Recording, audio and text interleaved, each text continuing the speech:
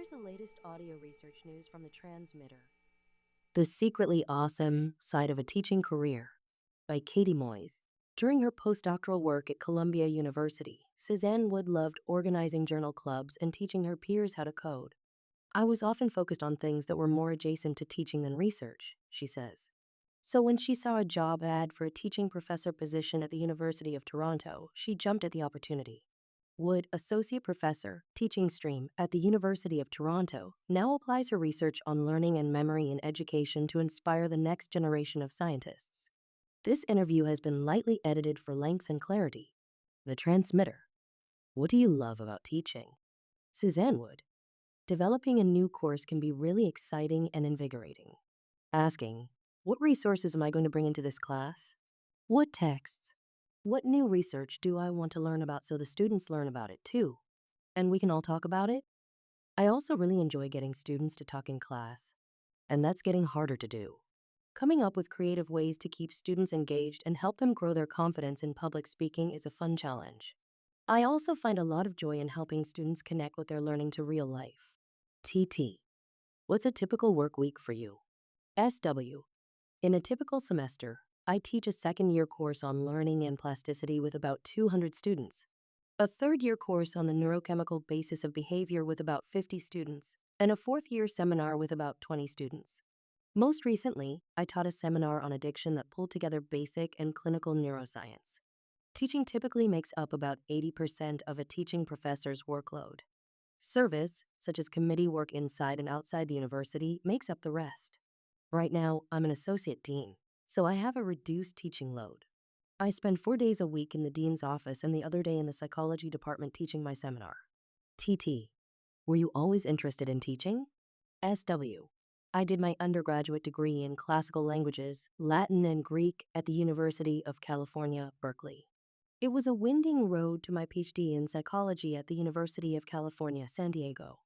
But during graduate school, I ended up teaching Latin to kids for an hour each week at the elementary school I went to in San Diego. I guess that was a sign that I was interested in teaching. My PhD work was on the effects of stimulants on learning and memory in mice. I really enjoyed research but didn't want to continue in an animal lab. I did my postdoc at Columbia University, looking at the effects of low-dose stimulants on learning in humans. During that time, I found myself getting groups of postdocs and research assistants together to talk about papers or learn MATLAB, a computer program we used for coding at the time. When I think about how I was spending my time, I was often focused on things that were more adjacent to teaching than to research. TT. When did you start looking for teaching professor positions? SW. I thought my choice was to either go down the principal investigator path and split my time between research and teaching or teach full-time at a small liberal arts college. I visited a couple liberal arts colleges, and they really didn't resonate with me. I knew I would miss having a heavy rotation of researchers coming through to give presentations on the research they're doing and other hallmarks of research-intensive institutions. When I saw this position at the University of Toronto, I had to ask around to figure out whether it was a real, permanent professor position. It was called lecturer in the job ad, and sometimes that can mean contract work for a term or year at a time. But once I talked to some people and understood what it was, I was so excited.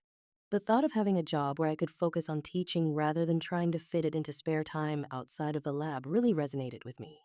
I was like, this is how I want to spend my time. TT. Do you miss research? SW. One thing that's secretly awesome about teaching positions is you can do whatever wacky research project an undergrad proposes if it requires limited resources and you feel comfortable supervising them. For instance, an undergrad who took several courses with me linked prediction error, a topic covered in my learning and plasticity course, with gaslighting and romantic relationships. This was a new and fun topic to dive into. I never thought I would co-author a paper published in a social psychology journal. But here we are. I've worked with undergrad students on questionnaire and focus group studies related to the use of stimulants in university, which relates back to both my PhD and postdoc work. And there's space for pure pedagogical research too, in which you're trying to understand the impact of a teaching practice on student learning. Getting to do research that interests you is definitely a perk of the teaching stream. TT. What advice do you have for graduate students and early career researchers who are curious about the teaching stream? SW. Being a teaching assistant or TA in grad school is great. And I would definitely encourage that because you'll build relevant skills. But TA positions can definitely vary. Sometimes being a TA can include running tutorials, teaching a room full of students. Other times, being a TA is just grading with no teaching.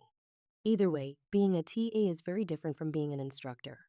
Instructors have to think about what students are learning, how they're learning it, and how they're showing what they know.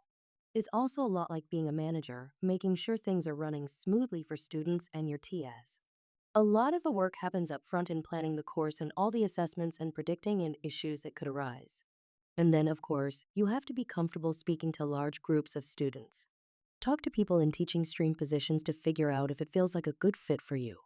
The University of Toronto has a Center for Teaching Support and Innovation that runs courses and workshops on course design that are open to grad students and postdocs. These sorts of courses are also great for thinking about what's involved in teaching. If you're serious about a teaching position, you'll need experience to be a competitive applicant. It can be challenging to get time away from research in grad school or during a postdoc, but there may be opportunities to guest lecture or teach over the summer if your PI is open to it. And remember, teaching is not going to go perfectly the first time. But ask yourself, how did I feel after giving a lecture? What was it like interacting with students? If you can't wait for the class or course to be over and you never want to do it again, that's really good data to have. But if there are moments of joy, if you feel proud of what you're doing, if you have a connection with your students, even if you're looking forward to the end of the semester, that's really good feedback too. This audio was created using artificial intelligence. Stay up to date with the latest neuroscience news and perspectives at thetransmitter.org. Follow audio research news on Spotify, YouTube, or wherever you get your podcasts.